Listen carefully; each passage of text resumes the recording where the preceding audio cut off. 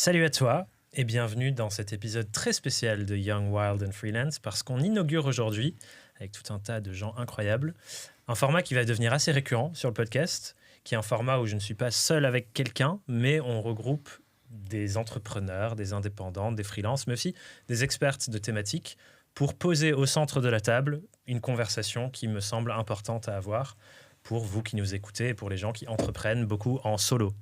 Ce merveilleux statut de freelance qui nous plaît à tous et à toutes.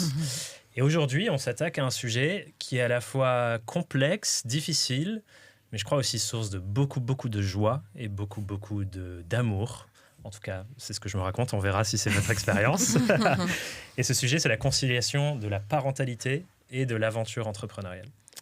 Pour ça, on se retrouve autour de la table avec Flavie, Laura, Cédric et Magali, qui, pour le coup, n'est pas entrepreneuse, mais qui a, avec WeMind, qui est l'entreprise pour laquelle tu travailles et qu'on adore dans cet écosystème freelance, WeMind, gros bisous.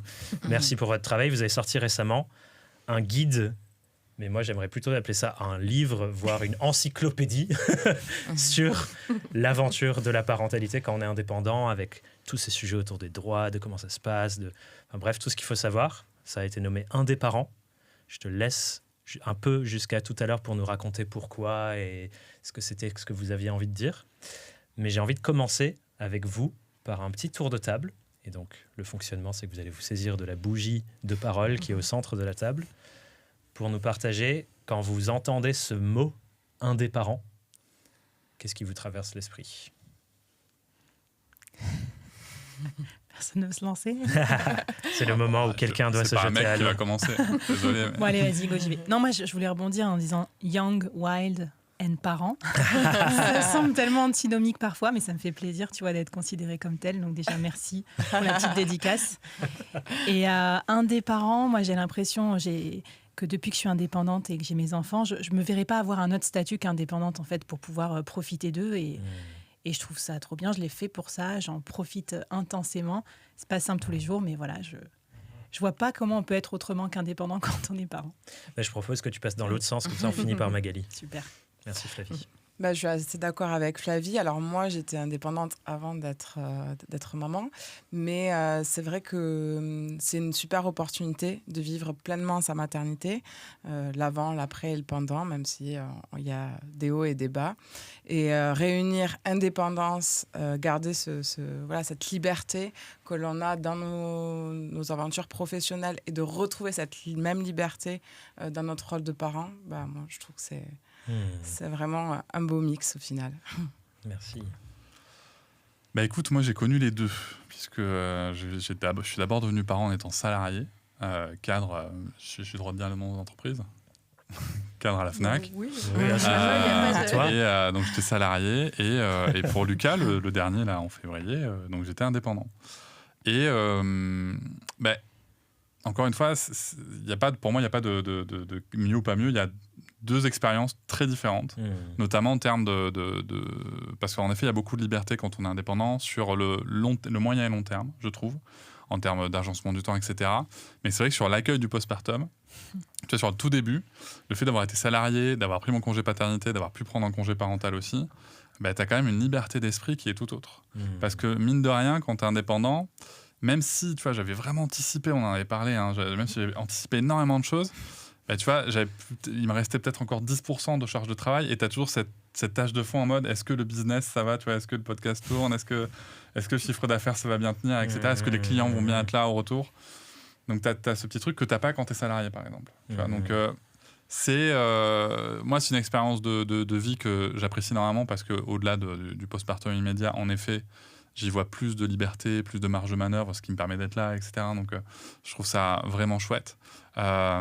Mais en effet, il y a des avantages et des inconvénients qu'on peut aimer ou pas. Ouais. Je vais partager aussi. Je ne suis pas parent, pour le coup, mais j'ai envie de donner ce qui me traverse quand je lis ce mot. Et effectivement, ça rejoint un peu ce que vous avez dit. Il y a une partie de moi qui entend dans le mot indépendant de base, et aussi du coup dans le mot indépendant, cette aspiration à designer comment j'ai envie que les choses soient. Donc, c'est comment j'ai envie que les choses soient dans mon travail. Et là, j'entends aussi, en tout cas, c'est ce qui me traverse, comment j'ai envie que les choses soient dans mon expérience de la parentalité, comment j'organise mon temps avec mon enfant, comment j'ai envie de faire les choses. Mais avec, du coup, effectivement, ce truc que moi, je vois beaucoup chez mes clients qui se lancent, par exemple, où on arrive avec plein de fantasmes de comment ça va être incroyable. Et ensuite, on se rend compte, ah ouais, non, c'est vrai, il y a plus de charge mentale que quand j'étais salarié, où il y a la difficulté de m'organiser avec un conjoint, une conjointe qui n'est pas dans la même réalité entrepreneuriale que moi. Enfin voilà, tous ces trucs-là qui arrivent après. Et donc, j'ai l'impression qu'il y a ce truc de le fantasme de l'histoire que je me raconte de comment ce sera, et en même temps, la réalité derrière. Est-ce que toi, Magali, tu peux nous raconter, peut-être tu as envie de parler de ton expérience aussi, mais ce que vous entendiez derrière cette dénomination Un des parents, le projet du guide de l'encyclopédie, pourquoi ça existe? Alors écoute, en fait, ça a commencé... on a, donc, chez WeMind, je parle à des indépendants tous les jours. Donc, moi, j'ai commencé d'ailleurs après mes études... en étant indépendante. Et aujourd'hui, un des trucs que je kiffe le plus, c'est d'être au contact de personnes qui dessinent un peu ce que tu disais, tu vois, leur quotidien à travers leur activité. Et j'ai toujours trouvé ça assez fascinant, cette espèce de pouvoir de vraiment créer ton quotidien et d'insuffler tout un système dont t'es le maître à bord et tu vas... et ça, je trouve ça assez fou. Et en fait, en bossant chez WeMind, on s'occupe évidemment de la santé beaucoup des indépendants. Et c'est né parce qu'un jour, en fait, on a eu Non, on n'a pas eu un. On en a eu des dizaines de questions de... Punaise, je me lance là. Je suis enceinte. Comment est-ce que je vais faire? Parce que j'ai mon activité. Est-ce que j'ai le droit à des indemnités ou pas? Et en fait, on a déjà adressé un peu ce sujet-là sous le prisme de à quoi j'ai le droit en tant qu'indé. Et en fait, c'est un peu le... Tu sais, tu découvres une première couche, donc tu commences par les droits. Et puis la boîte de Pandore. Exactement. Et donc là, tu te dis, mais en fait, il y a tellement de trucs. Et comment je fais garder mon enfant quand je suis à mon compte? Et comment je répartis, je gère mon activité? Parce qu'en fait, c'est un peu comme ça, d'ailleurs, qu'on a lancé le truc. Moi, je voyais ça... Il y a tellement de gens qui disent, mais moi, j'ai 2 bébés, j'ai ma boîte et mon bébé, quoi. Et du coup, en fait, comment tu fais? Et en fait, c'est comme ça qu'on a commencé l'exploration. Et du coup, moi, quand j'ai commencé un peu à vraiment m'intéresser au sujet et qu'avec Inde, on s'est dit, il y a vraiment il y a un truc à faire. Et moi, j'étais pas encore... je le suis... pas tout à fait encore, maman. Et du coup, je me suis dit, est-ce que déjà même je suis la bonne personne pour faire ça? Parce que tu sais, je connais rien. Je suis actuellement ni indépendante ni maman. Et en même temps, je me suis rendu compte que c'était génial parce que j'y étais en mode Dora l'exploratrice, quoi. Et donc, c'était top parce que c'est en rencontrant plein de personnes comme vous autour de la table, où j'ai pu vraiment m'inspirer de vos retours d'expérience, en fait, et des conseils pour créer justement une petite Bible. Alors, au départ, c'était un livre blanc. Ouais, et c'est devenu 9 guides sur des sujets spécifiques. C'est ça. C'est pour ça que je parle d'encyclopédie, c'est que... Ouais. Mais ça se voit, j'ai l'impression, dans comment ça a été construit, on va clarifier un peu vos droits. Ouais. Et en fait, c'est, oui, mais si on parle des droits, il faut qu'on parle de ça. Et si on parle de ça, il faut qu'on parle de ça. Et c'est devenu... C'est ça. J'ai l'impression, le truc référentiel à suivre du début à la fin, si la parentalité fait partie de tes projets quand tu es indé. C'est ça, ça a commencé en article et ça a fini en 8 livres. Il manque une partie quand même. Comment on fait les bébés? Je ne sais pas si vous allez la développer, celle-là peut-être pas, ce sera censuré. Une autre expertise, une autre verticale à développer potentiellement. Mais pour plonger un peu dans le sujet, parce que le but d'être autour de la table, c'est qu'on parle de ça. C'est comment vraiment l'expérience d'être entrepreneur et d'avoir un projet de parentalité à côté, avec évidemment d'innombrables différentes situations. On ne va peut-être pas pouvoir toutes les traiter ou traiter tous les sujets, mais on va se tenter. Et le point de départ par lequel j'ai envie de commencer pour cette conversation, c'est une des questions qui est soulevée dans le tout premier guide, à la page 3 d'entre les 9. C'est la question de parentalité, entrepreneuriat. Est-ce que le mariage est possible ou est-ce que c'est une mission impossible? Je pense que si vous êtes là, vivante, en train de respirer, on est à un début de réponse. Mais j'ai envie d'explorer quand même, pour vous, dans vos expériences, et je vais remettre la bougie de parole au centre de la table pour que vous puissiez vous en saisir. C'est quoi la partie la plus complexe dans cette équation? Qu'est-ce qui est, dans vos cas spécifiques, Qu'est-ce qui a été le truc le plus dur pour résoudre l'équation parentalité-entrepreneuriat? Je vois que Laura a déjà envie de se saisir directement. Alors moi, déjà pour te répondre, moi je dis oui, c'est possible, entrepreneuriat et parentalité. Moi je suis indépendante depuis 11 ans à mon compte, donc depuis très jeune. Et avoir des enfants dans ma vie, c'était une option. Et voilà, c'est pas parce que j'entreprends et que j'ai déjà un bébé qui est mon activité que je vais m'empêcher de vivre cette expérience-là, qui pour moi est l'expérience quand même d'une vie. La chose la plus difficile quand on prépare un projet, le projet d'avoir un enfant, c'est pour moi le premier sujet, c'était la gestion du temps. Comment on va faire de la place pour accueillir cet enfant et comment on va vivre aussi les concessions que l'on va faire pour accueillir convenablement cet enfant. Donc ça, c'était ma plus grande crainte. Et puis, après l'avoir vécu, finalement, pour moi, l'enjeu, ce qui est le plus difficile, c'est notre changement d'identité profonde. Voilà, depuis être seulement, moi je me pensais businesswoman je suis multi-entrepreneur, donc j'ai fait beaucoup d'entrepreneuriat, j'adore travailler, je suis passionnée par le travail et je suis travailleuse acharnée, j'étais énormément connue pour ça. Et en fait, je pensais pouvoir rester cette businesswoman, pouvoir rentrer à 21h le soir sans voir ma fille et que mon conjoint allait prendre le relais, etc. Et en fait, rien de tout ça. J'ai été piquée par la maternité, par le fait qu'on a un petit être qui nous rejoint, qui est à nous, qui a toute notre... on est les seuls responsables de son avenir. Donc, Et ça, tu l'entrevoyais pas comme une possibilité? Le fait qu'il y ait ce basculement identitaire, tu te rendais peut-être pas compte de l'intensité que ça aurait? Ouais, c'est ça. C'était... mes amis m'en parlent, le bouleversement que ça représente. Moi, je parle d'immensité c'est parce que c'est fort, en fait. Ouais. En fait, on ne peut pas se rendre compte que ça va être aussi fort. Après, chaque personne peut le vivre à une intensité différente, mais quand même, je remarque qu'il y a un avant-après chez chaque parent. Et c'est très dur à anticiper. Alors même que ce soit en organisationnel, mais je trouve que sur l'identité, quelle est la personne qu'on va être après, par rapport à cet enfant, par rapport à son milieu professionnel, par rapport à son conjoint, mais aussi par rapport à nous-mêmes. La personne qu'on avait prévu d'être, est-ce que c'est réellement celle qu'on est? Et qu'on se rend compte parfois que non, on n'est pas la même personne qu'on avait prévu d'être. C'est aussi une remise en question au milieu de tout ça, qui vient complexifier la parentalité. Ouais. Trop bien, il y a plein de questions que j'ai envie de te poser, mais je vais laisser la bougie de parole tourner autour de la table avant de plonger. Du coup, on garde quel sens? Peu importe, là, je pense, faisons qui veut. Vas-y, si tu veux. Alors moi, je vais te répondre en deux temps. Le premier, c'est qu'il y a les choses que j'observe en termes de difficultés. Moi, ce que j'observe, c'est beaucoup de gens qui se lancent dans l'entrepreneuriat sans trop savoir ce qu'ils font, en fait. Clairement. Moi, j'ai la chance, personnellement, de m'être lancé dans l'entrepreneuriat après 15 ans d'expérience en entreprise, en gestion de centre de profit, avec un master en coaching. Enfin, tu vois, je savais ce que je faisais, je sais ce que c'est une feuille de route, je sais ce que c'est un prévisionnel, etc. Enfin, voilà, je connaissais tout ça. Et clairement, ça m'aide aussi. C'est aussi pour ça que j'accompagne des gens maintenant là-dessus. Mais moi, ça, c'est la difficulté que j'entrevois. Et parce que moi, j'ai pas eu de grandes difficultés, si tu veux, en fait, à changer de truc, puisque nous, c'était pour servir un projet de vie. C'est-à-dire que quand on a eu notre première fille, Sarah, donc j'étais salarié, et en fait, j'ai décidé de quitter mon emploi pour servir un projet de vie qui était notamment la mise en place de l'instruction en famille avec ma grande.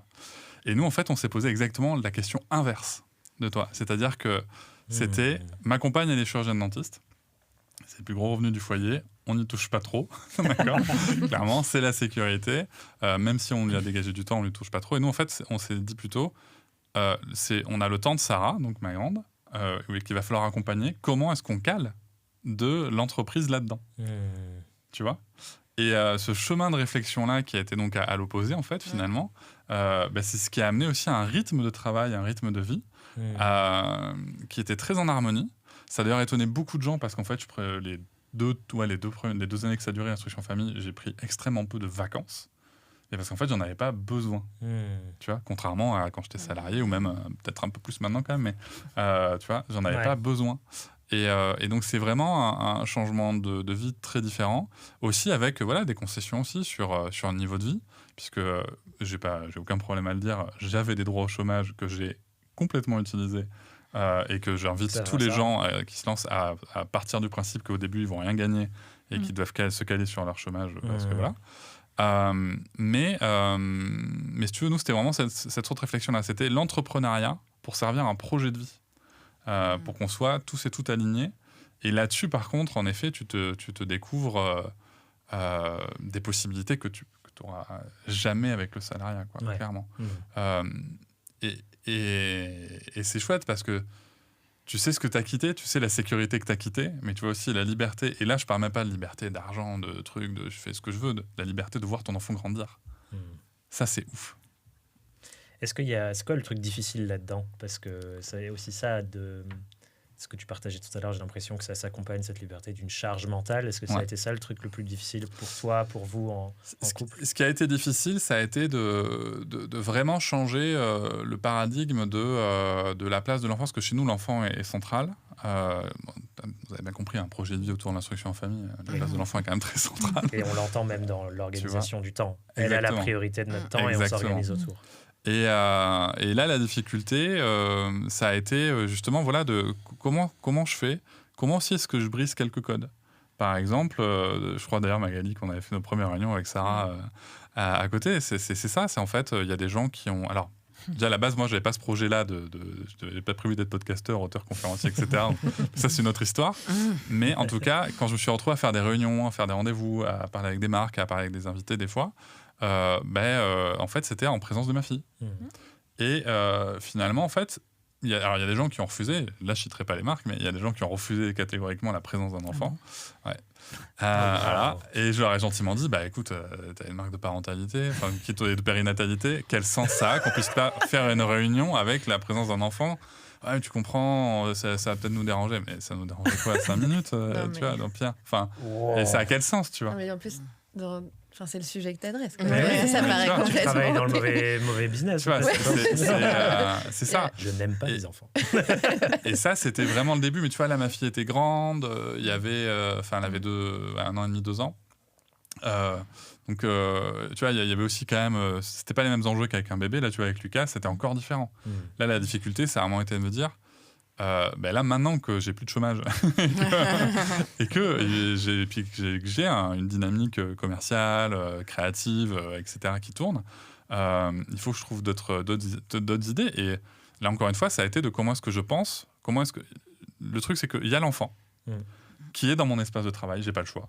Voilà. Donc, comment est-ce que j'adapte l'espace de travail? Et j'avais mis d'ailleurs sur LinkedIn une photo comme ça où j'avais partagé mon espace de travail où j'ai un bureau assis debout.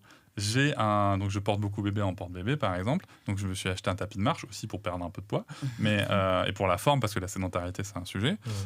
Et j'avais aussi acheté, si tu veux, un berceau qui se pend à ma poutre du plafond, comme ça, un berceau balancelle. En fait, si tu veux, du coup, j'avais vraiment pensé le truc en me disant, bébé comme ça, je suis avec lui. Quand bébé est réveillé, je suis avec lui, donc je ne peux pas travailler quand bébé est réveillé.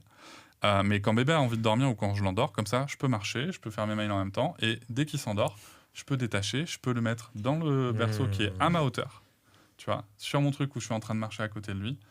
Et c'est chouette. Et ça m'a sauvé les 2 premiers mois. Et ça se passe comme prévu. Et ça s'est passé comme prévu, sous couvert d'une chose, c'est que c'est un bébé qui, pour de différentes raisons, a une très très forte motricité et que le coup du berceau suspendu, ça a tenu 2 mois, quoi. Alors que c'était censé en tenir 6, tu vois. Le plan, la réalité. C'est-à-dire qu'à un moment donné, quand tu vois qu'il arrive à 2 mois, si tu veux, à comprendre que s'il pousse d'un côté, il va réussir à faire basculer le berceau. Ah non, mais ça, je m'y attendais pas. Okay. Et ben, pareil, on a rechangé. J'ai déjà fait des réunions par terre avec bébé qui est en train de jouer. C'est ça, l'adaptabilité entrepreneuriale finalement à cet endroit-là aussi. Et toi, Flavie? J'allais rebondir sur les difficultés très pragmatiques, un peu comme les tiennes. Moi, je suis podcasteuse au départ. Et donc, moi, j'ai entrepris à chaque fois quand j'ai eu la naissance d'un de mes enfants. Donc, j'ai 2 enfants. À chaque fois, ça m'a donné le désir d'entreprendre pendant que j'étais enceinte. Parce que c'est un moment de plus de disponibilité, etc. Et donc, pour mon deuxième, du coup, je le gardais en congé maternité. Et je faisais des podcasts à l'époque, mais il se réveillait de façon intempestive tout le temps. Donc, j'ai enregistré plein de podcasts avec bébé sur les genoux, bébé sur le côté, etc., bébé comme ça. Donc, je me rappelle de ce truc-là en me disant attention au business que tu fais parce que du coup, c'est pas toujours compatible avec les bébés. Donc, tous mes potes podcasteurs, on en rigole parce que c'est un gimmick en fait. Quand tu as un enfant, c'est très compliqué d'être podcasteur parce que ta maison, elle est toujours, il y a des cris et tout ça. Et après, le deuxième truc, c'est que moi, j'étais devenue freelance pour la liberté en me disant cool, je vais pouvoir m'occuper plus de mes enfants. Et en fait, toutes les interruptions, nombreuses au début, toutes les maladies, la bronchiolite par-ci, le truc, il n'y a pas de mode de garde. Déjà, c'était moi qui m'en occupais parce que je bossais à la maison, contrairement à mon mec qui était du coup en déplacement. Et du coup, là, j'ai vu vraiment le côté pernicieux du TJM. C'est-à-dire, tu factures la journée à ton client. Et en fait, du coup, à chaque fois que je devais garder mon enfant, c'était vraiment la double peine, entre guillemets, parce qu'il y avait aussi du financier qui m'était retiré.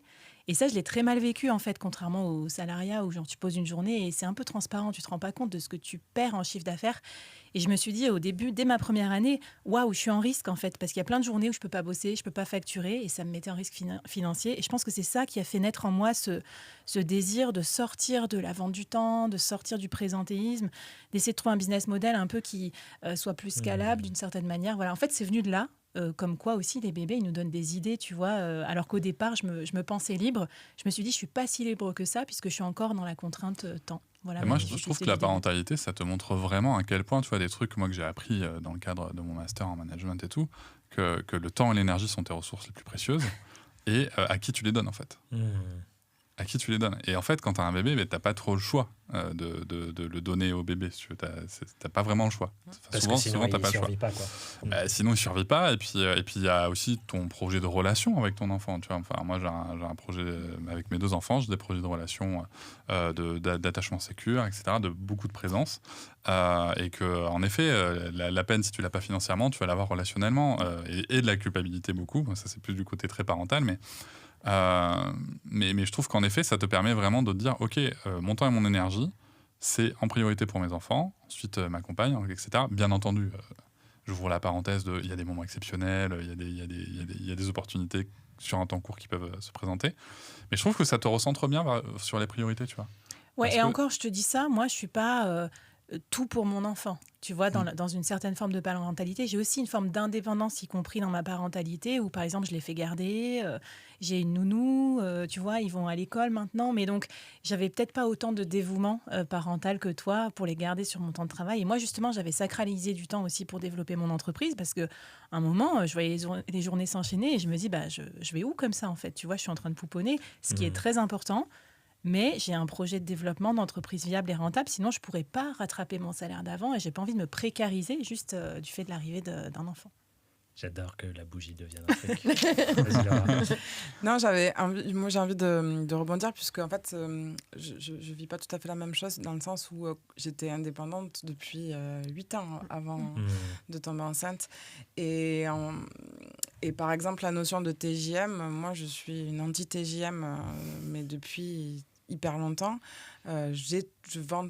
Le TJM, ça me sert à connaître mon prix plancher pour avoir ma rentabilité, mais je vends plutôt au forfait parce que des clients sont prêts à payer certaines prestations beaucoup plus chères que finalement mon simple temps et c'est plus ajustable.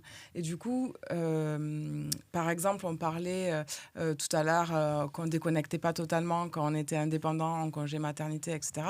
En fait, c'est toute la vie d'indépendant. Quand on est indépendant, quand on a son business, on part en vacances, c'est hyper dur. Il nous faut plusieurs jours, voire semaines, pour arriver à faire descendre la tension. Ouais. Donc, c'est un petit peu pareil. Donc, du coup, moi, c'est des mécanismes que j'avais réussi à trouver un petit peu en amont de mon congé maternité pour aussi juste sauver ma santé mentale en tant qu'entrepreneur.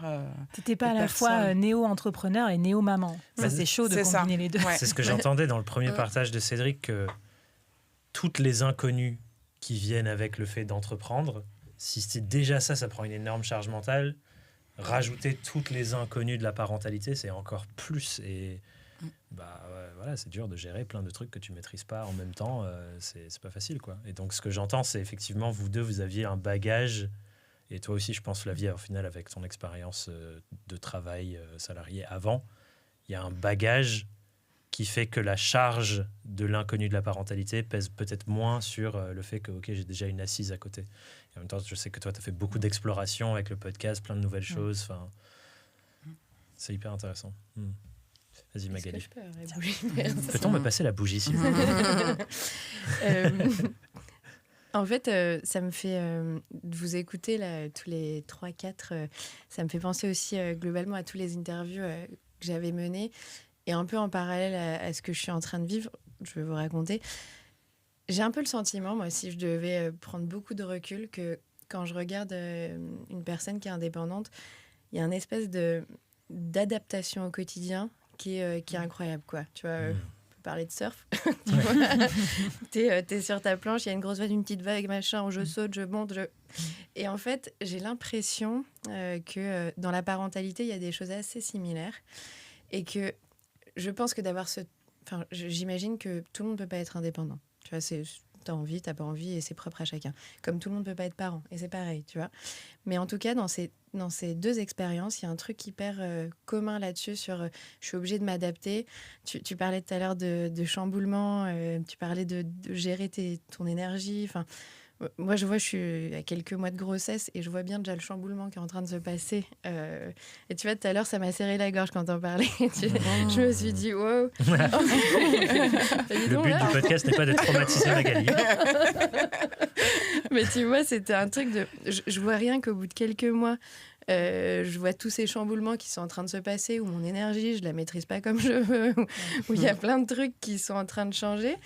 Et en fait, en tout cas, pour faire le lien avec cette activité d'entrepreneur, j'ai l'impression qu'il y a un super pouvoir qui se développe là-dedans et qui répond entre l'adaptabilité comme compétence. Le fait d'entreprendre, tu muscles cette compétence et c'est la même compétence dont tu as besoin pour vivre avec un enfant qui change tous les jours. Imprévu.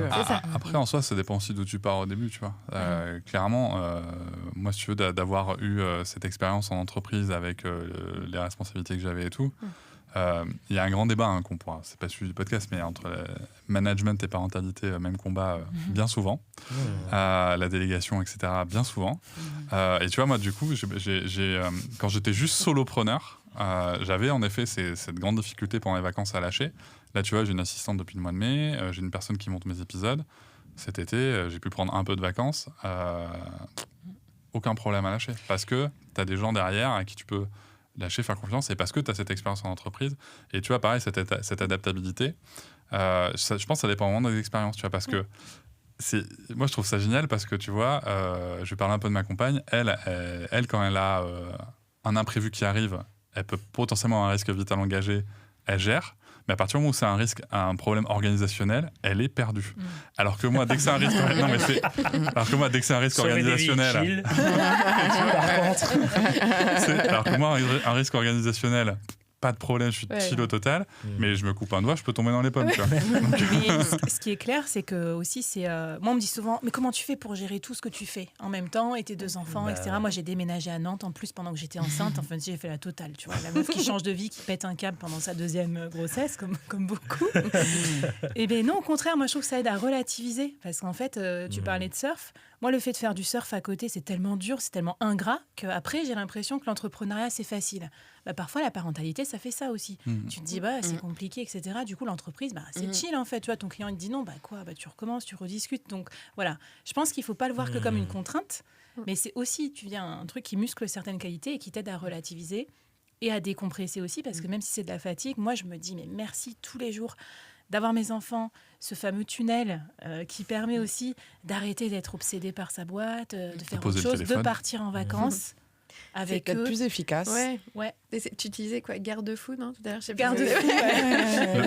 Le seul truc, je sais pas si ça vous le fait, mais le seul truc qui est un peu perturbant quand t'es en vacances quand même, parce que moi ça me le fait beaucoup, mais je sais pas, vous allez me dire, c'est les idées qui pop. Oui. Parce qu'en fait, comme tu te détends, tu vois, t'es quand même...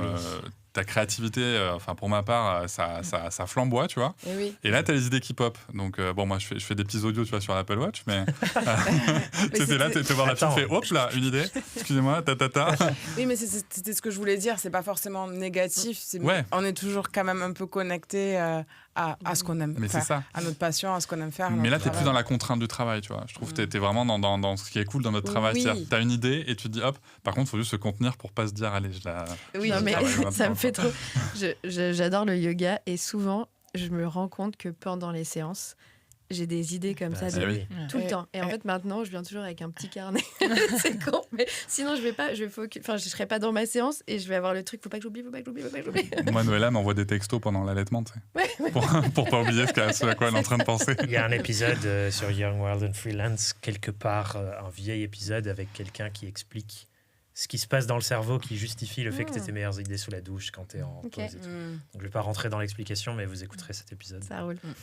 Si ça vous parle. Et je trouve que tout ce qui se dit là, il y a le lien avec ce que tu parlais tout à l'heure sur l'identité, sur lequel j'ai envie de revenir. C'est très fort l'identification avec notre travail quand on est à notre compte. Tu disais tout à l'heure, tu as parlé de mon premier bébé, c'est ma boîte. Toi, tu parlais tout à l'heure aussi de la relation avec j'ai envie d'entreprendre, j'adore ce que je fais. Et j'aimerais bien savoir pour vous ce qui a pu basculer là-dedans ou pas, parce que c'est un vrai sujet de conversation où il y a plein de gens qui sont très identifiés au rôle de père ou mère après avoir eu l'enfant et qui du coup n'ont plus d'autre identité que celle-là. Et moi je vois par exemple des parents dont les enfants quittent la maison après et qui se retrouvent perdus. Comme quand on va à la retraite et tu as ton socle de ta vie de travail qui disparaît, tu te retrouves perdu. Et en même temps, je vois aussi d'autres personnes qui prennent la parole sur les réseaux sociaux sur, en fait, je suis beaucoup plus que juste cette identité de maman ou de papa. Et j'ai mon identité d'avant aussi et que j'ai envie de continuer de nourrir.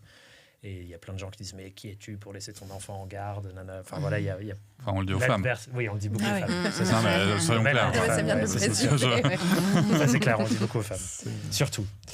Mais du coup, je suis curieux de votre expérience là-dedans. Et peut-être, Laura, tu peux reprendre la main là-dessus sur toi, comment tu fais.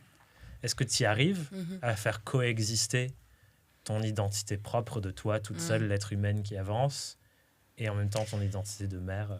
Alors moi, il faut savoir que je suis maman depuis 18 mois. Donc, c'est un projet en cours. Voilà, en fait, c'est encore prêt. Et quand j'ai fait l'interview avec Magali, moi aussi, j'ai eu la gorge nouée plusieurs fois et j'ai des émotions qui me sont montées parce que ça faisait à peine 5 mois et demi que j'avais accouché. Donc, j'avais encore toutes ces émotions.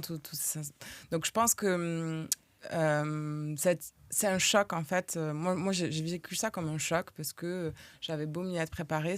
Je ne m'attendais pas à ce que ça soit aussi puissant, aussi intense et aussi bouleversant. Après, 18 mois...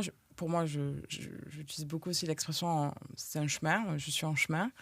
Je suis toujours en chemin, mais je commence à avoir un peu une prise de recul et sortir un peu aussi de toute cette phase de postpartum. Et arriver à... En fait, j'ai l'impression de plus reconstruire une nouvelle identité avec une nouvelle facette qui a retrouvé un petit peu de l'ancienne Laura, mais j'essaye plus d'être ce que j'étais avant. J'essaye juste d'être une nouvelle personne dans laquelle je me sens beaucoup plus alignée avec toutes les composantes autour de moi. Et ça, en tout cas, moi, dans mon expérience, c'est pas quelque chose qu'on peut faire en quelques mois, là, pour le coup. C'est trop profond. Je me suis fait beaucoup accompagner par des professionnels de santé qui étaient autour de moi, qui m'ont aidée à me dire c'est OK, en fait, c'est pas que toi, déjà, c'est la majorité des femmes qui vivent ou des pères qui vivent parce que mon conjoint a aussi une crise identitaire parce qu'il pensait être un papa à la maison, hyper à gérer toutes les tâches. C'était un peu comme toi, il avait dit c'est toi first parce que c'est toi qui as développé beaucoup ton entreprise, etc. Et moi, je suis salariée un petit peu tranquille. Mais au final, en fait, quand la petite était là, lui aussi, il y a eu une crise identitaire. C'est qu'on avait fait nos plans. Donc, papa à la maison, Laura en businesswoman. Et en fait, le plan, c'est que la réalité, c'est que papa avait beaucoup en fait, de craintes qui sont remontées, peut-être de difficultés à gérer tout ça, les pleurs, les cris. Ça a fait remonter les choses aussi dans son histoire. Sauf que moi, je m'attendais à un comportement de sa part qui qui n'avaient pas. Et moi, j'attendais un comportement de ma part qui n'était pas le même. Enfin, c'est... Oui, c'est voilà. devenu oh no, Ouais, voilà. le plan est tombé à l'eau. Voilà. Mais en fait, après là, on reconstruit, on recrée une identité, on retrouve des places qui nous conviennent individuellement, ensemble, dans l'équilibre du foyer pour que tout le monde se sente bien. Ouais. Mais c'est juste qu'il faut accepter que voilà, il y a un avant, un après, et puis on construit quelque chose de nouveau et que ça, c'est pas le genre de choses qui se fait du jour au lendemain, quoi. Et ça touche un sujet aussi sur lequel j'avais envie de parler avec vous, c'est la configuration dans laquelle on est quand on a ce projet de parentalité joue beaucoup sur l'expérience qu'on en fait, je pense. Là, tu as mentionné le plan avec ton conjoint, tu as parlé de ta conjointe aussi. Toi aussi, tu as parlé un peu de la gestion comme ça. Il y a plein de gens pour qui il n'y a pas de conjointe. Il y a d'autres modèles aussi qui sont peut-être moins répandus de coparentalité où on n'est pas un couple ensemble, mais on le fait avec d'autres gens. Et je suis curieux aussi, même si j'ai l'impression que vous êtes toutes les trois dans une configuration de on est deux, c'est un couple hétérosexuel, mais ça joue beaucoup, quoi. Et je pense que ces conditions-là aussi, ça dépend de comment est-ce qu'on arriverait à mieux gérer une entreprise ou pas, parce qu'on est plusieurs à gérer l'enfant. Il y a cette phrase en anglais, It takes a village, il faut un village entier pour pouvoir bien faire les choses. Ah mais c'est clair, mais moi je peux t'en parler. En arrivant à Nantes, une ville où je connaissais personne, enceinte de 8 mois et mon mec en déplacement 3 jours par semaine, je savais à l'avance que ça allait être compliqué, mais du coup j'ai dû m'adapter et d'abord créer du lien très rapidement. Donc moi je dis merci à toute la communauté des indés, à des freelances, des solopreneurs et des entrepreneurs à Nantes parce que c'est eux qui m'ont accueilli et qui m'ont fait ce village. Et je me rappelle mes premiers rendez-vous, je connaissais pas les gens, j'arrivais avec mon bébé au sein, au resto, tu vois, au premier mois, quoi. Et les potes freelance qui me racontent ces anecdotes, ils me disent, mais c'est qui cette ouf, quoi, qui arrive avec son bébé comme ça, qui débarque, qui nous connaît pas. Bon, bref, ça crée des anecdotes sympas. Et le A village... posteriori. Voilà, a posteriori. Et le village, je me le suis recréé avec les grands-parents, qui certes sont loin, mais que j'ai beaucoup utilisés. Enfin, tu vois, pour moi, c'était important parce que c'est dur d'élever un enfant tout seul, ou tout seul, ou en tout cas avec des déplacements et tout. Et donc, moi, je fais beaucoup des tracances, c'est-à-dire que je pars chez mes beaux-parents ou chez mes parents avec les enfants pour travailloter un petit peu, tu vois, 2-3 heures, et quand même profiter de mes enfants. Tout ça, c'est des dispositifs que tu n'as pas si tu es complètement solo. Donc, moi, je suis reconnaissante fois 1 million d'avoir cette possibilité de faire ça. Et voilà. Et après, j'ai beaucoup aménagé mon temps de travail parce que une grosse partie des solutions aux problèmes que vous avez, c'est sans doute le temps. Parce que quand tu n'as pas de temps de sommeil, pas de temps de récupération, pas le temps de faire du sport, pas le temps de faire les courses, pas le temps de te doucher, si tu trouves 2 ou 3 heures dans ta journée pour faire ça, tout va beaucoup mieux, y compris la conversation avec le conjoint. Conversation, t'as vu, je suis sympa, j'utilise un mot cordial. Conversation. Et donc, moi, j'ai vraiment restreint mon temps travaillable, quoi. Et en fait, je fais des petites journées qui vont être en gros 10h, midi, 14h, 17h, max, grand max. Et des fois encore, je déborde un peu pour faire les courses, etc. Et c'est ça aussi, cette contrainte de temps qui m'a aidée à passer dans un mode plus entrepreneurial, à chercher un effet de levier. Qu'est-ce que je peux faire de profitable en si peu de temps, qui me prendra le moins de temps possible et qui aura quand même de la valeur pour mes clients. Donc voilà, pour résoudre ces problèmes d'organisation et de soutien. Voilà. Ouais. Je peux rebondir sur la partie bien entourée, la famille. Alors moi, c'était aussi quelque chose que j'ai construit en amont de tomber enceinte. Donc dans mon expérience de freelance, j'ai fondé un collectif de freelance, donc qui va faire 10 ans. Donc ça arrivait assez vite dans ma carrière de freelance. Et c'est une autre réponse pour aussi... ne pas être seule, être entourée. J'ai eu énormément de partage d'expériences d'indépendants de la communauté qui sont déjà passés par là, et notamment une de mes associées historiques sur la collab. Et surtout, quand je suis aussi partie en congé maternité, j'ai eu des relais. Donc moi, j'ai complètement décroché pendant 4 mois, en toute confiance. D'ailleurs, c'est vraiment là où j'ai eu l'impression d'avoir réussi ma vie professionnelle, de pouvoir avoir son business et partir le cœur léger et savoir qu'il y a des gens de confiance qui ont fait tourner mon business et le business du collectif Pendant que j'étais pas là, rien ne s'est effondré et tout a roulé. Et ça, c'est une super réussite. Et je pense que voilà, c'est bien d'anticiper aussi autour de... Alors, il y a l'entourage familial. Enfin, moi, j'admire les femmes qui font des enfants seules. Je ne sais pas si je me sentirais les épaules pour conduire ce genre de projet. Quand c'est choisi, en plus. Oui, c'est ça. Mais après, bien s'entourer aussi professionnellement, c'est vrai que c'est un luxe qui n'a pas de prix. Ouais, voilà. Ouais, parce qu'il y a plein... En fait, c'est une question qui revient souvent dans ma communauté, avec mes clientes, où il y a ces sujets où il y a des femmes qui ont des enfants seules.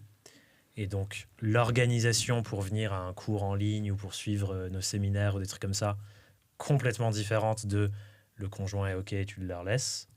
Mais il y a aussi un autre sujet qui est un peu en parallèle de ça, c'est les inégalités qui naissent dans la charge mentale ou dans l'organisation dans un couple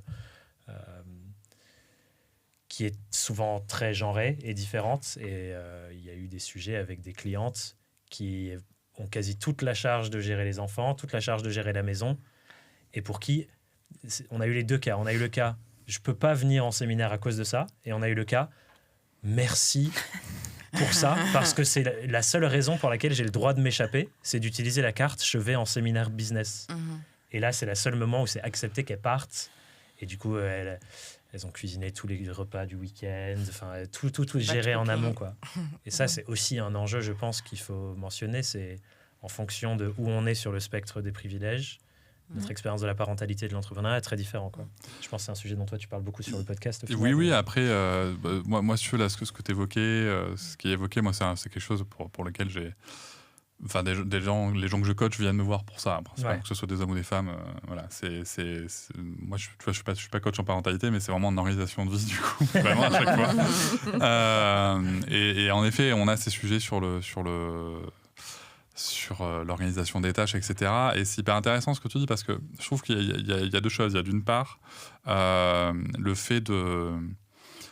Enfin, il n'y a pas que deux choses, il y a plusieurs choses. Il y a s'autoriser à, pour les femmes. Oui. Voilà, c'est pas juste lâche prise, arrêtons de dire lâche prise aux femmes, c'est beaucoup plus complexe que ça. J'ai une invitée là dans un épisode qui va sortir qui s'appelle Béatrice Camrer qui dit quand on dit une femme lâcher prise, c'est comme si on disait à quelqu'un, moi je fais du handball par exemple, fais la passe à ton collègue, mais en fait ton collègue il sait pas attraper le ballon. Tu vois, tu lui ferais pas de passe en fait. Bah oui. Donc d'abord faut qu'il s'entraîne à attraper le ballon. Tu vois, c'est un peu pareil, tu vois. Faire la cuisine, faire le ménage, par exemple, tout ça. Par exemple, être capable de le faire seul. J'entends la solution du batch cooking, mais moi ça me fait toujours un peu hérisser le poil, parce que c'est la partie extrêmement superficielle. C'est ça. Je veux dire, ça veut dire que le père. Tu continues de prendre la charge. Quand c'est un père ou un autre coparent, peu importe, mais en tout cas dans un modèle hétéronormé, ça veut dire que le père, il a juste le loisir d'être avec l'enfant, de gérer un peu les siestes, les jeux. Il n'a même pas à se prendre la tête sur la bouffe ni rien. Ouais. Bon, je pense qu'on doit attendre plus. Il faut qu'on monte les standards. Donc ça, il y a d'une part ce côté-là qui est très individuel, très personnel. Mais je pense qu'il y a aussi d'autre part, une réflexion collective à mener sur si mes clients sont des parents, qu'est-ce que je mets en œuvre pour que la présence des enfants ne soit pas un frein à la présence des parents, tu vois. Moi, par exemple, quand je donne une conférence, c'est un truc... Alors, je pensais pas que ça allait marquer les gens, tu vois. Mais la dernière que j'ai fait à côté de Marseille, là, je commence toujours mes conférences parce qu'il y a toujours des gens qui viennent avec des enfants, par dire, si les bébés pleurent, c'est pas grave, pas besoin de quitter la pièce. Ouais. J'ai déjà des enfants qui sont venus sur scène, à qui j'ai donné le micro. J'adore. C'est pas grave si je fais pas mon speech pendant 5 minutes, on s'en fout, putain, entre ça, la liberté de voir un enfant être là, d'avoir un parent qui se prend pas la tête, une daronne qui est pas en train de se dire, oh mon Dieu, je suis en train de gâcher la conférence pour tout le monde. Non, tout va bien. Tu vois, ça, avoir peut-être des solutions de garde, on avait proposé des fois des tapis de jeu, tu vois, des trucs... alors, non, mais c'est pas spécialement... Je sais, hein, mais, pour toi, tu vois, mais... c'est juste pour donner l'exemple, ce qui est drôle, c'est qu'on avait proposé aux parentes, parce que nos clientes, c'est majoritairement des femmes, de faire venir quelqu'un pour garder les enfants pendant le séminaire, pour qu'elles viennent avec les enfants pendant 3-4 jours. Et la réponse qu'on a eue quasi systématiquement, c'est non, s'il te plaît. J'ai envie d'avoir une pause. Bien sûr. Et c'est ça qui était ouf, parce que moi, c'était en mode trop bien, on leur donne l'occasion de venir et tout. Et c'était l'inverse au final. J'ai envie de pouvoir m'échapper. Exactement, mais je pense que tu vois, on doit être dans cette réflexion de. Mais tu as peut-être d'autres personnes qui vont te dire, ou des mamans solo qui vont dire, en fait, j'ai pas de solution de garde, donc j'ai besoin d'une solution de garde sur place. Donc je pense que ce qu'il faut qu'on arrive à faire, c'est d'une part, déjà, osons le dire, que les mecs se sortent les doigts du cul. Voilà, faut être clair là-dessus. D'autre part, que ça soit fait avec suffisamment de pertinence et de compétences pour que les femmes se sentent libres de partir, parce qu'en fait, c'est pas juste du lâcher prise, il faut pouvoir se sentir libre de le faire.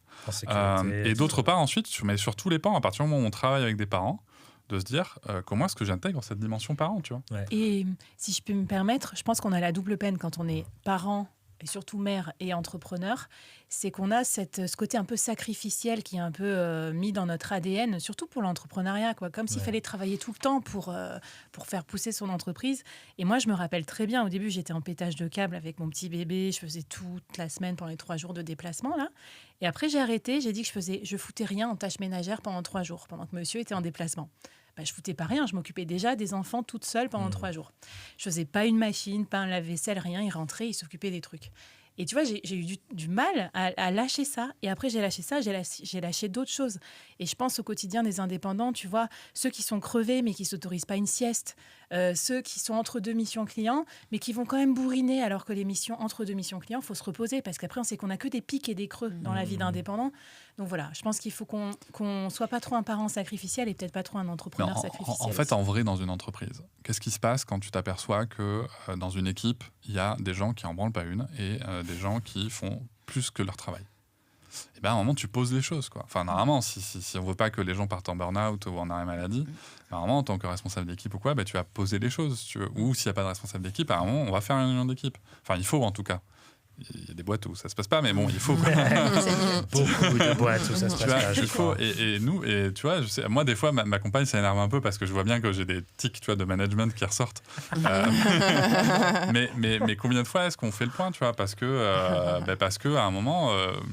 Il faut, tu vois. Il faut se dire les choses. Tu vois, par exemple, il y a un moment où là, sur ce nouvel allaitement, elle trouvait en effet que, tu vois, nettoyer le tiers-lait et tout et compagnie, je le faisais moins pour différentes raisons qui sont les miennes. Mais en effet, factuellement, je le faisais moins que pour le premier allaitement qu'on a vu.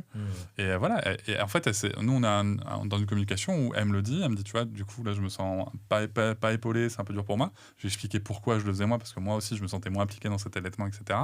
On s'est entendu. Et le truc, c'est qu'il faut que les tâches soient faites. Parce que peu importe comment je me sens, peu importe comment elle se sent, il y a des tâches qui doivent être faites. Donc à un moment, il faut poser les choses. Et je trouve que là-dessus, tu vois, on parle souvent de des soft skills qu'on doit et qu'il faut apporter dans l'entreprise. Mais moi, je trouve qu'il y a hard skills, si tu veux, qu'il faut vraiment exporter de l'entreprise et les mettre dans les foyers, quoi. Enfin, tu vois, sans parler de réunion de travail, mais être capable à un moment de se poser et en toute franchise et de se dire, OK, on en est où là sur la charge mentale ? Qui fait quoi ? Et petite astuce, à quelle fréquence ? Parce que c'est important la fréquence, parce que faire une machine tous les 6 mois, ça veut pas dire que tu fais de l'argent. Ouais. Et se poser, c'est d'autant plus important que quand au début on est très fatigué. Mais oui. Et donc du coup, même si on a toujours eu parfois une bonne communication, la fatigue, ça peut changer aussi le comportement d'une personne quand même. Ouais, ça peut avoir un impact. C'est ce que tu disais sur on s'est dit que ça allait être comme ça et en fait en réalité avec le moment la fatigue, voilà après voilà, c'est juste aussi c'est pareil, enfin moi je dis c'est OK, enfin c'est juste que il faut le vivre et puis après on sait un peu plus comment le gérer au fur et à mesure, quoi. Ouais, et ça je pense que c'est un truc important.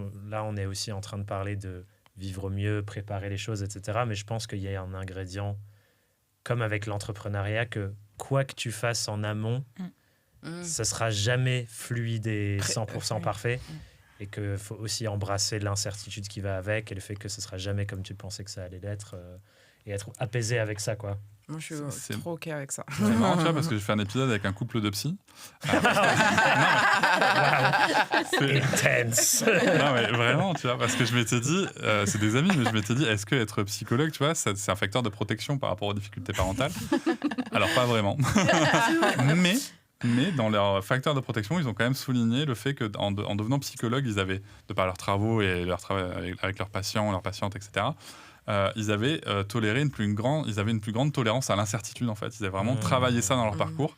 Et que ça, par contre, dans leur parentalité, ça les aidait vraiment. Et c'est vrai que quand tu aimes, tu sais, moi, les clients que j'accompagne, j'ai différents profils, et tu as les gens qui aiment bien que tout soit parfait, tout soit millimétré. Ça, quand tu deviens parent, c'est l'enfer. Ben ouais.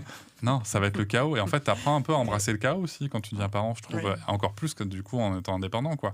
Parce que c'est vrai que pour avoir connu les deux, quand tu es salarié, mine de rien, après, j'avoue que ça fait du bien quand même. Quand tu retournes travailler dans une entreprise salariée où tu as tes petits repères, ton petit café qui n'a pas bougé, machin, tu pas de bruit d'enfant, c'est cool, mais faut se rappeler que bien souvent, c'est qu'il y a quelqu'un qui paye le prix à ta place. Tu vois. Donc ça, faut pas l'oublier. Mais voilà, embrasser le chaos, je pense que c'est un truc qu'on peut développer en étant parent et C'est la indépendant. punchline. Ouais, non, mais c'est une très bonne punchline, j'allais dire. Je pense que c'est la même compétence qu'on a en entrepreneur. Et c'est pour ça, moi, je me sens pas trop concernée dans le sens où moi, je m'étais mis aucune pression sur ma parentalité. En fait, je faisais plein de trucs nouveaux. J'allais dans une nouvelle ville, je lançais un nouveau business et je devenais maman. Et je me suis pas dit, tiens, il faut que je sois tel archétype ou quoi. Donc, je pense qu'il faut pas non plus trop se prendre la tête. Enfin, je sais pas. Il y a beaucoup d'injonctions extérieures de à quoi ça devrait ressembler. Ouais. Et il faut réussir à pas non plus se faire absorber par ça en mode oh mon Dieu, je suis un mauvais parent, un mauvais entrepreneur, une mauvaise mère et un mauvais père à cause de ça, quoi. Bon, moi, j'ai quand même un petit profil anxieux. Et les premières fois de tout, pour moi, c'est quelque chose, quoi. Et non, mais mon mec est très anxieux. Donc moi, pas du tout. Donc ça fait un truc un peu sympa. Et du coup, moi, j'ai porté son anxiété à lui. Du fait de devenir père, mais aussi du fait que je devienne indépendante. C'était moi le salaire le plus gros du foyer, etc. Donc, il a vraiment fait peser ça sur moi, cette insécurité. Et du coup, moi, j'ai dû un peu me barricader en disant, écoute, à un moment, bon, stop, moi, je mettrai tous les mois X sur le compte commun et me pose plus de questions, quoi. Parce qu'on ne peut pas déjà porter les insécurités des autres quand on doit en plus développer sa propre boîte et on ne sait même pas si ça va marcher, quoi, ce qu'on va imaginer. Ouais. Après, tu vois, je trouve sur la parentalité, ça dépend vraiment des cultures et de l'histoire personnelle de chaque personne, quoi. Ça dépend des défis que tu peux avoir. Tu vas avoir des gens comme moi, par exemple, qui ont connu beaucoup de violence, tu veux, dans l'éducation. Quand tu veux pas refaire pareil, oui, tu te mets un petit peu la pression, tu vois, de temps en temps. Et aussi parce que tu luttes contre des choses que tu pensais pas forcément voir ressortir et qui ressortent. Donc, mais c'est là aussi où je pense qu'il y a un sujet qu'on peut aborder. On parle de prendre soin, etc. Mais la santé mentale des parents et des parents indépendants, c'est un énorme sujet. Garder l'équilibre de tout ça. Ça parle de ce truc de l'identité, avoir du temps pour soi. Tu vois, pas avoir que du temps pour sa boîte, du temps pour les enfants, du temps pour la famille. Il faut aussi le temps pour soi, où tu sacralises un peu ça. C'est primordial. Je sais plus, dans des interviews qu'on avait fait dans le cadre d'un des parents, il y avait... c'était pas toi, Laura, qui m'a dit ça, c'est possible, que... un déjeuner avec un client était aussi important que le cours de sport du mardi matin et qu'en fait, il était dans ton agenda, quoi, et qu'il était bloqué, et c'était comme ça. Et en fait, que tu as besoin d'avoir aussi ces petits trucs qui sécurisent ta santé mentale, ton bien-être, et que tu peux pas y couper parce qu'en fait, sinon, à un moment, tu plonges, quoi. Tu peux pas être partout. Ouais. C'est un truc classique dans les blocs. Et en même temps, tu vois, moi, je m'étais vachement dit ça. Pour Sarah, tu vois, quand j'avais un enfant, c'était... oui, c'est vrai qu'on n'a pas parlé du cumul. Plutôt classique. 2 enfants, et je ne fais pas de comparaison, il n'y a pas de niveau de hiérarchie de parentalité par avoir un enfant, c'est pas le sujet, mais c'est juste qu'il y a des problématiques qui sont plus complexes, en fait. Tu as plus de facteurs, en fait, à prendre en compte. Et voilà, et je pense aussi que attention, je pense que tu vois, le fait de prendre du temps pour soi ne doit pas non plus être une nouvelle injonction. Tu vois, moi, par exemple, là, Lucas, il a 8 mois, on commence à reprendre du temps pour nous. Mais vraiment petit, tu vois, petit à petit, parce que c'est un bébé qui a un RG, enfin bref, je ne suis pas entré dans les détails, mais c'est un bébé qui demande beaucoup d'attention. Et on commence. Et en fait, là, on a dû lâcher de se dire, OK, en fait, on va s'oublier pendant X mois. Et voilà. Et par contre, il ne faut pas qu'on oublie de sortir la tête de l'eau. C'est ça qu'il ne faut pas qu'on oublie de faire, tu vois. C'est trop bien d'entendre ça, je pense, parce que chaque bébé est différent. Bah oui. Et donc, on ne peut pas aussi toujours imposer qu'on doit se faire passer en premier. Parce qu'en fait... Il ne faut pas que ça devienne une injonction. Voilà. Quoi. Parce que des fois, en fait, pour X raisons, et des fois aussi parce que tu es tout seul ou toute seule, c'est pas possible. Et on a beaucoup dit là, du coup, d'embrasser le chaos et mais alors, c'est d'être prêt au chaos et d'être prêt à ce que ça se passe pas comme vous l'aviez prévu. Mais moi, je regrette absolument pas de quand même être organisé et projeté énormément en amont, même si tout n'a pas pu être applicable. Je pense quand même que c'est un facteur qui permet aussi d'y aller un peu plus sereinement. Clairement. Et puis on te met dedans. Enfin, moi, je vois déjà là, que ce soit d'un point de vue médical, familial, sociétal, enfin, tout le monde te projette, quoi. Je veux dire, déjà 9 mois avant, tu sais. Oui, c'est vrai. Enfin, c'est vrai. Enfin, donc, en fait, il y a un moment où tu peux pas faire compte non plus qu'on t'y amène. Enfin, je veux dire, la dernière fois, je sais plus quel collègue qui me dit tu commences quand les cours de prépa à l'accouchement? Ah oui, c'est vrai que je vais accoucher. Et même moi tout à l'heure, je te dis qui va te remplacer direct. Donc, tu vis déjà plein de trucs. Enfin, donc, peut-être pour ceux qui n'ont pas trop l'habitude d'anticiper, qui vivent un peu leur life au jour le jour, ça vous aidera. Parce qu'au final, tu as un monde d'anticipation. Moi, je réfléchis là, c'est en termes de c'est quand la date d'ouverture des centres aérés à Nantes pour les prochaines vacances. En fait, c'est que des trucs comme ça à 3, 4, 5 mois. Et je trouve que quelque part, ça te donne aussi, ça t'aide à te projeter et à pas trop voir que ta journée et ta to-do de la journée. Et je pense que pour beaucoup de gens qui nous écoutent et qui sont pas encore parentes, parce que vous êtes dans le cas où vous avez traversé tout ça, il y a cette question d'anticipation de comment je fais si, par exemple, pour les gens qui bossent en mission long terme, je vais devoir faire une pause? Comment j'anticipe cette pause? Est-ce que je vais reprendre avec le même client ou je lâche à quelqu'un qui prend ma mission et moi, je dois retrouver des missions derrière? Parce que là, du coup, toi, dans le cadre de WeMain, c'est te remplacer sur un poste. C'est pas exactement pareil que lâcher une mission pour la reprendre. Ça, je pense aussi, c'est tout un truc d'anticipation où, bon, tu as un peu moins envie de laisser ton client dans le chaos parce qu'il y a ta réputation en jeu et ton chiffre d'affaires en jeu aussi, quoi.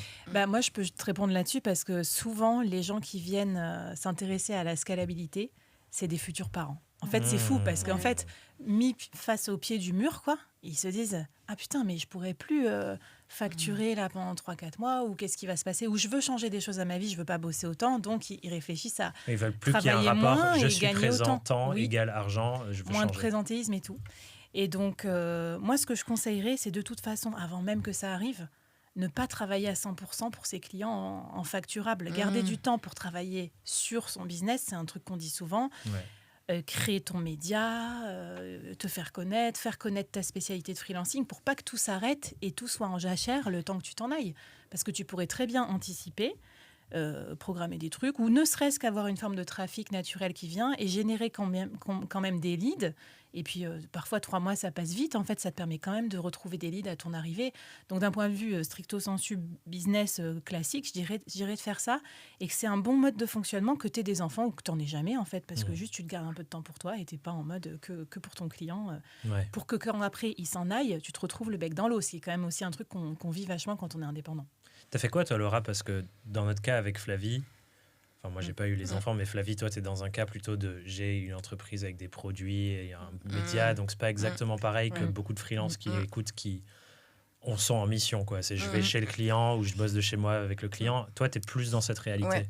Alors moi, donc je suis tombée enceinte en été et j'ai annoncé à mes clients mi-décembre que j'étais enceinte. J'avais un gros dilemme parce que moi, j'ai des renouvellements de contrats qui se font sur la fin de l'année pour l'année d'après. Donc j'étais en gros dilemme. Est-ce que je fais le devis et je leur dis après? Est-ce que je leur dis avant le devis, etc. Est-ce que je signe le CDI et je leur dis le lendemain? C'était un petit peu ça, en fait. Et du coup, j'ai fait les devis. Et puis, au moment, avant qu'ils signent, j'ai quand même annoncé pour la plupart la nouvelle. Moi, j'ai constaté quand même une réduction à partir de décembre, comme ça commençait à se voir, etc. Même mes clients historiques se projetaient moins, me confiaient moins de projets. J'ai accouché en mai. Donc, c'est-à-dire que tout mon premier trimestre de l'année 2023... il était beaucoup plus calme. Il ne se lançait pas avec moi dans un nouveau projet de créer un site. Et j'ai senti du coup que ça commençait à ralentir. Alors j'ai des clients qui sont quand même assez réguliers, donc notamment je suis responsable d'un fonds un jour par semaine. Donc ça c'était du récurrent. Donc ça a continué. Mais souvent, ils me donnent un nouveau projet. Tiens, on va faire ci, on va faire ça. Et là, c'était plus le cas. Donc j'ai eu un ralentissement d'activité quand même les 3 mois qui ont précédé mon congé maternité. Pendant mon congé maternité, donc j'ai donné ma solution. C'était du coup, c'est d'autres freelances qui ont pris mes comptes clients pendant mon congé maternité. J'ai travaillé 2 à 3 mois avant de partir en congé maternité en binôme avec un autre freelance. Je partageais mon revenu pour que le client puisse être en confiance, que la personne puisse, qu'il y ait une passation qui se fasse bien, etc. Et je suis restée dispo même après mon congé maternité, une quinzaine de jours pour la personne qui a pris le relais sur mes dossiers, si elle avait des questions, etc., avant de couper totalement. Et la reprise, du coup, ça s'est passé comment ? Et la reprise, du coup, on avait convenu avec cette personne que j'allais récupérer mes dossiers. Donc, je suis revenue avec un cerveau qui n'avançait plus. Donc, j'avais quand même aussi fait 1 mois un peu de passation avec cette personne-là. Je l'avais prévu moitié revenu sur 1 mois. Et ça, j'avoue que c'est une excellente idée parce que ça m'a permis d'y aller progressivement, les petits pas. Voilà, c'était vraiment chouette. Et surtout, en fait, j'ai retrouvé mes clients historiques qui me font confiance, avec qui je travaille depuis des années. Eux se sont quasiment automatiquement reprojetés dans de nouveaux chantiers. Du coup, j'ai eu des budgets qui se sont débloqués à 6 mois après ma reprise. Donc ça fait quand même une pause de... Je dirais que j'ai 1 an d'activité qui est quand même beaucoup plus ralenti, quoi. Ouais. Donc il fallait anticiper aussi sur la gestion de tes finances, tout ça, quoi. Et par contre, j'avais moins cette machine à lead dont tu parles, mais de fait que je sois quand même très dynamique, que j'ai un bon réseau, etc. J'avais quand même des demandes qui arrivaient un petit peu. Donc, je faisais de l'apport d'affaires. Donc, ça permet aussi d'avoir un peu d'entrée d'argent qui arrive. Donc, c'est des gens qui te demandaient à toi, mais comme tu n'étais pas dispo, tu redonnais à quelqu'un. Au collectif. Et je prenais un petit apport d'affaires. Mais ça, c'est en fait, là, en congé mat, je me suis vraiment dit, ça, c'est quand même pas mal, quoi. Business futur quand on revient. C'est ça. Et après, pour que moi, je me repositionne sur des missions, ça a mis 6 mois. Avec cette crise identitaire, je suis passée d'une killeuse commerciale à une commerciale débutante. Donc, c'est vrai T'avais trop d'empathie pour les clients. Ouais, je me suis sentie beaucoup en difficulté. On n'a pas de budget. Je vous comprends. Ouais, je sais pas si c'était ça, mais en tout cas, je pense que je vivais la crise identitaire et j'ai beaucoup perdu confiance en moi. Je sentais que rien ne fonctionnait comme avant et que j'étais plus la même personne. Et je pense que les clients le ressentaient et du coup, les ventes ne se faisaient pas. Mais voilà. Mais après, ça a été une histoire de ça aussi 6-9 mois. Et puis là, je suis revenue sur un rythme de croisière habituel, quoi. Parce qu'il y a un sujet dont on n'a pas parlé au final depuis le début, qui est le sujet de déclencheur pour vous. C'est les droits des indépendants. Parce que là, on a vraiment parlé de tout ce qu'on fait à notre petit niveau pour gérer les trucs, s'organiser, penser en amont les clients et ainsi de suite. Mais il se trouve qu'il existe des droits en France. Oui. Est-ce que peut-être, Magali, tu peux nous éclairer sur ça? Parce que je pense que c'est quand même un facteur à prendre en compte. Parce que ça diffère selon les statuts. Enfin, il y a plein de choses qui sont potentiellement différentes. Juste pour clarifier pour tous les gens qui nous écoutent, voilà la base. Non, mais tu as raison. Et en fait, c'est un truc... Il y a énormément de personnes qui pensent qu'on n'est pas couvert, quoi, qu'on n'a rien. Notamment en micro-entreprise, pour le coup. Ouais, en micro. Et d'ailleurs, en fait, dans tous les statuts. Et c'est faux. On va casser le mythe tout de suite. On peut aller jusqu'à plus de 10 000 euros pendant un congé maternité. Donc, c'est pas rien, quoi. Enfin, c'est quand même une somme qui est pas des moindres. Il y a plusieurs choses, c'est sûr, il y a plusieurs conditions. Il faut remplir, typiquement, la première des choses, c'est d'être indépendant depuis plus d'1 an. Il faut, c'est 11 mois exactement. Il faut avoir plus de 4 600 et quelques euros de chiffre d'affaires. Mais donc, Annuel, ouais. Tu vois, donc c'est quelque chose, ça veut dire qu'il faudrait faire moins de 350 euros par mois, tu vois, donc globalement l'idée c'est de se dire que tu as vraiment une activité en tant qu'indé et tu as une troisième condition et en fait tout ça, ça te permet d'avoir ta 2 aides. Tu as la première qui est les indemnités journalières. Et c'est la même chose que si tu es malade et que tu as un problème de santé. Donc là, globalement, ça te permet de toucher 50% de tes revenus, à peu près. C'est ça. Et en plus, tu as... Et là, c'est selon tes revenus, du coup, c'est calculé selon ton chiffre d'affaires. Alors, d'ailleurs, on pourra le mettre même et vous le donner, c'est un truc très simple. Il y a un calculateur sur le site d'Amélie et ça se fait franchement en 3 clics. On peut faire une petite projection et déjà de se dire combien je vais avoir. Ce sera en description pour les gens qui écoutent. Ouais, ça prend 2 secondes et c'est assez précieux.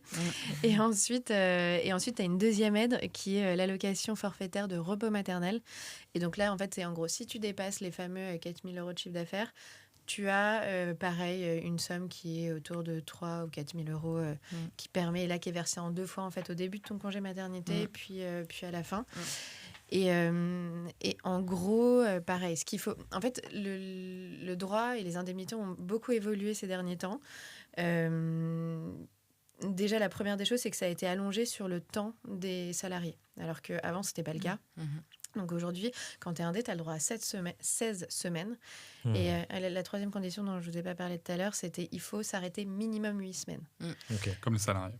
C'est ça. Donc tu as droit à 16 et minimum 8. C'est ça. C'est-à-dire que si tu t'arrêtes 7, tu ne vas rien toucher, par contre. Tu vois je le précise aussi parce qu'en fait, c'est une question qu'on m'a pas mal posée.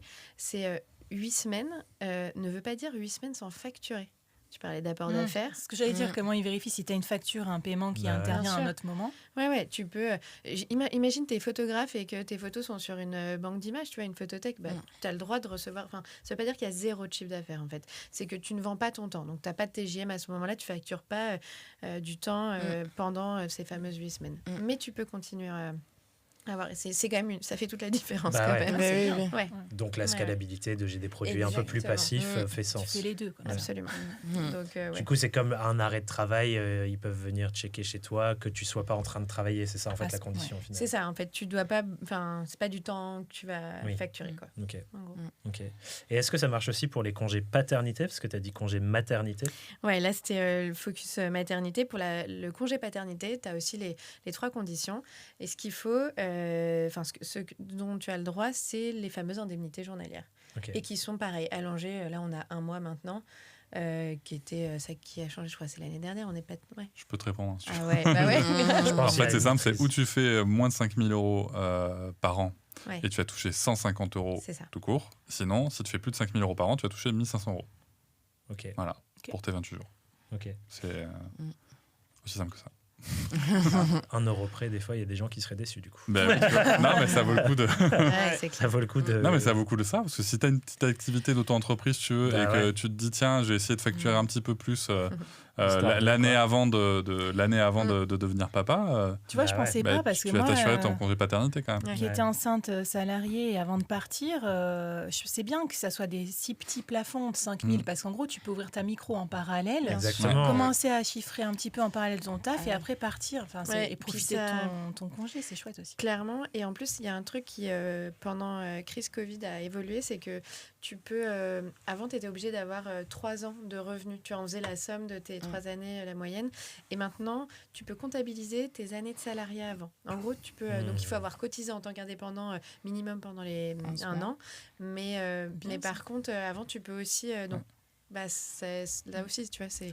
Et pour les slashers, si des personnes sont salariées et ont une activité de freelance à côté, par exemple, je crois que la règle, c'est par défaut, c'est l'activité qui génère le plus de revenus qui est pris en compte. Mais je crois que tu as aussi quand même la possibilité de choisir sur quel régime tu veux être. Ouais, tu peux, en effet. Si ton activité par exemple, te rapporte plus. Ouais, voilà. Oui. Ouais. Enfin, c'est... Alors, un autre truc, c'est qu'on a des droits. Je dirais la plus grosse difficulté, c'est de les percevoir. Parce que même en termes de... c'est pas... Genre, t'as 2-3 CERFA à remplir, mais il faut tout checker, regarder... limite un peu à l'ancienne, quoi. Tu sais, tu photocopies le courrier que t'as envoyé avec ton serveur. Confirme, hein. Ah, mais nous, moi, pour mon congé paternité, c'est passé... C'est passé crème, je l'ai envoyé dans les 3 jours après la naissance. J'ai été payé pendant mes 28 jours. Donc, incroyable, tu vois, parce qu'apparemment, ça n'arrive pas souvent. Il y a des exemples de papas qui attendent toujours leur paiement. Ils savaient que tu avais un podcast sur le sujet, ils n'ont pas voulu. Ils sont dit merde. Mais tu vois, par exemple, ma compagne, elle a attendu 15 000 € pendant, avec 4 mois de retard, quoi. Donc, quand tu es. Anticipation difficile à savoir. Exactement, si tu fais ton plan de trésor. Anticipation de trésorerie. Et on avait fait, bien entendu, qu'on avait fait un prévisionnel, un plan de trésor, tu vois, et tout, etc. Donc, ça, c'est compliqué. C'est compliqué. Et en plus, là, ce qui est compliqué, c'est que les gens que tu as au téléphone s'en foutent royalement. Et là, en effet, tu le fais à l'ancienne. Tu te déplaces. Et là, tu vas faire le gars un peu con, tu vas dire, mais en fait, je bougerai pas tant qu'on n'aura pas une solution. Mais non, mais à un moment, t'imagines, parce que là, on se parle des charges d'un cabinet dentaire. Hein. Ouais. C'est 150 € par jour minimum, les charges d'un cabinet dentaire, même si tu fais rien dedans. Donc, c'est compliqué. Et je me pose la question, et c'est vraiment une question néophyte totale, parce que forcément, je ne suis pas dans cette situation, donc je ne me suis jamais vraiment intéressé à ça. Il y a le congé parental que tu as noté tout à l'heure, qui est une extension après congé maternité. Ouais. Ça, j'ai l'impression qu'en Indé, il n'y a pas ces mêmes droits. C'est des trucs en fonction des boîtes, des salariés et tout aussi. En fait, c'est génial. Là, pour le coup, on sort du système. Tu sais, la plupart. Tu vas voir comment c'est payé, tu vas pas dire trop bien.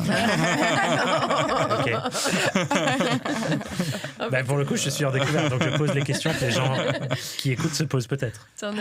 Toute la partie congé paternité, maternité, c'est plus la sécurité sociale des indépendants qui va le gérer. Okay. Là, pour le coup, quand on parle de congé parental, on change complètement d'organisme. En fait, c'est la CAF. Et donc, c'est ce qui va régir aussi bien tes salariés, tes indépendants, peu importe. Et donc, tu as le droit à un congé parental, mais je crois que c'est 430 quelque Alors, chose. on est monté à 454 €, mais sous réserve de conditions de revenus. Oui, bien donc, sûr. selon ton quotient familial, tu pourras ne rien toucher. Ou pour tout le congé? Par mois. Okay. Par mois, pendant 3 ans, par contre. Okay. Donc, c'est intéressant parce que sur 36 mois, ça fait 19 000 €, je crois. Bref. Non, ça fait 16 000 €, pardon. Parce que je compare avec le futur congé de naissance que Emmanuel Macron propose, mais c'est un autre débat, qui est pire. Donc voilà. Petit, voilà, c'est placé. Mais par contre, là, tu n'as pas le droit de travailler du tout. Il faut que tu touches 0 autre revenu. Oui, donc en fonction de ta situation, en fait, c'est impossible. 454 €, c'est compliqué. Ça, c'était proprio aussi, machin, si tu vois. Exactement, oui. Et là, tu n'as pas le droit de facturer quoi que ce soit, non? Non, tu n'as pas le droit de facturer. Il faut... Pour le congé parental, oui. C'est non. Oui. C'est censé être au foyer, quoi. Il faut que, voilà. C'est 0 revenu. Les amis, on va, sur ces belles paroles, arriver sur le petit rituel de fin pour cette table ronde. On va de nouveau utiliser notre merveilleuse bougie de parole. Et sur ce podcast, le rituel de fin, il est toujours tourné autour d'une ouverture avec des nouvelles questions. Je pense qu'on a posé plein de questions, on a apporté plein d'éléments de réponse. Mais moi, j'adore me dire que ce podcast ne se termine pas maintenant, mais il va continuer à vivre par des réflexions, des questions, des conversations importantes entre la personne qui nous écoute et son client, sa cliente, ou son conjoint, sa conjointe, ou ses amis avec qui elle se projette pour un projet de coparentalité. Et donc, la proposition, c'est pour chacune d'entre nous, quelle est la question que vous voulez poser aux gens qui nous écoutent pour que la conversation continue avec elle-même ou avec d'autres personnes? Flavie, c'est tout de suite. Je me chauffe parce que moi, j'ai vécu mes grossesses et ma parentalité comme quelque chose d'extrêmement créatif, en fait, et pas que contraint. Ça m'a ouvert des portes mentales et tout. Et voilà, du coup, c'est la question que j'ai envie de leur poser. C'est qu'est-ce que ça va faire naître en vous comme idée, comme projet? Voilà. Et du coup, d'imaginer aussi que ça puisse être une nouvelle façon d'entreprendre ou de changer votre façon d'entreprendre, peut-être de passer de salarié à entrepreneur.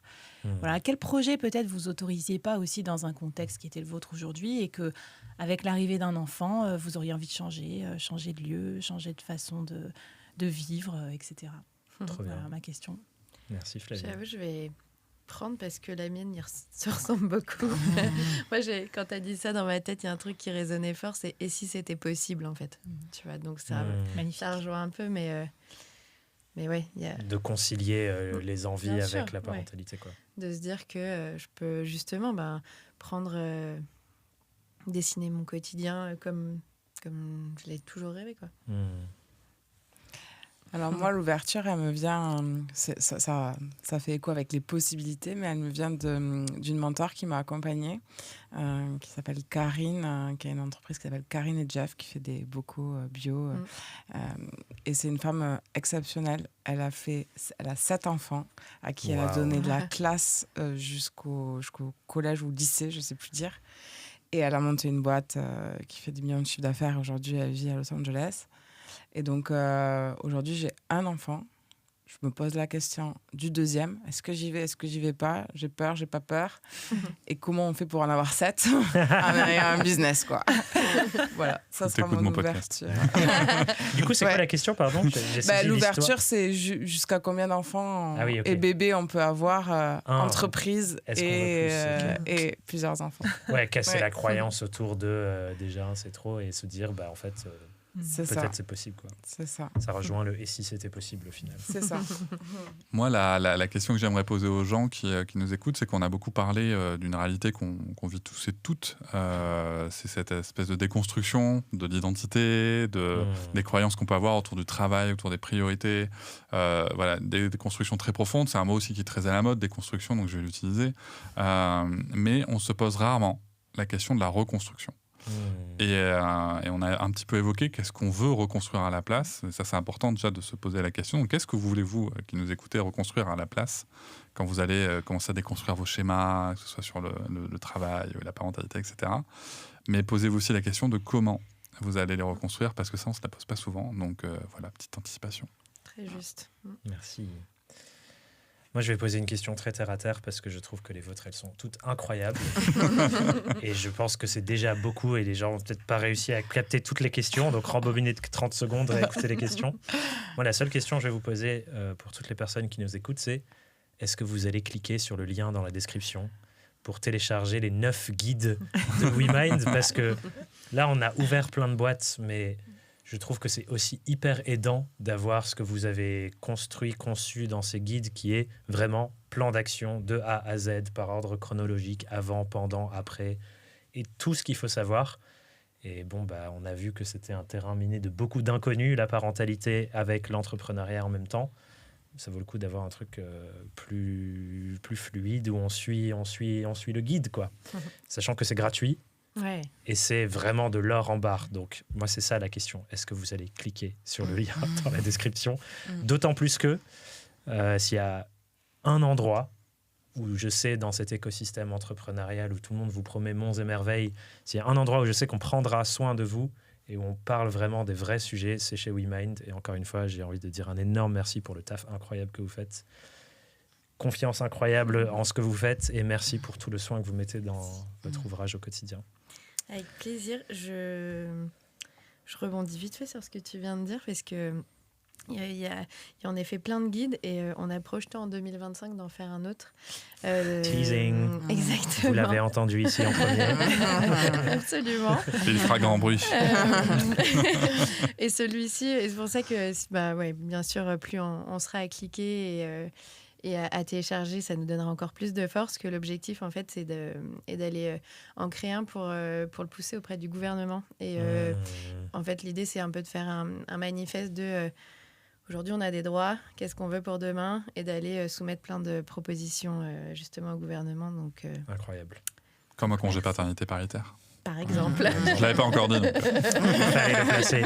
Merci à tous et toutes pour vos partages. Merci. C'était trop bien cette Merci. conversation. Merci Magali de l'avoir rendu possible. Oui, merci. Et à tout bientôt sur Young, Wild and Freelance. Prenez soin de vous. Bye.